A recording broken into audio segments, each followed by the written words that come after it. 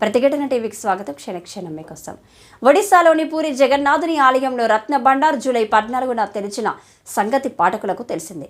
రెండో విడతగా ఈరోజు పూరి జగన్నాథ ఆలయంలో రత్న భాండాగారం మరోసారి నేడు తెరుచుకోనుంది. అందులో ఉన్న నిధి నిక్షేపాలను వెలికితీసేందుకు, అందులో ఉన్న సంపదను అన్వేషించేందుకు ఈ రత్న భాండాగారాన్ని అధికారులు మరోసారి తెరవనున్నారు.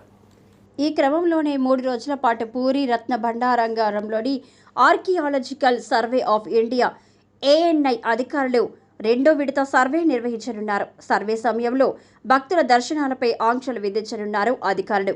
ఒడిశాలోని ప్రసిద్ధ పూరి జగన్నాథ ఆలయంలో రత్న భాండాగారాన్ని మరోసారి తెరుచుకోనుంది. ఇప్పటికే కొన్ని నెలల క్రితం పూరి ఆలయంలో తొలి విడత సర్వే నిర్వహించారు. తాజాగా రెండో విడత సర్వేను భారత పురావస్తు శాఖ INI అధికారులు శనివారం ప్రారంభించారు. 3 రోజుల పాటు నిర్వహించనున్న ఈ సర్వేలో భాగంగా ఈరోజు మధ్యాహ్నం 1 గంట నుంచి సాయంత్రం 6 గంటల వరకు దేవతల దర్శనం కోసం వచ్చే భక్తులను నిలిపివేయనున్నారు. ఒడిశా రత్న భాండాగారంలోని నిధి నిక్షేపాలను వెలికితీయడం, సంపద అన్వేషణకు ఉద్దేశించిన ఈ సర్వే సోమవారం వరకు కొనసాగుతుంది.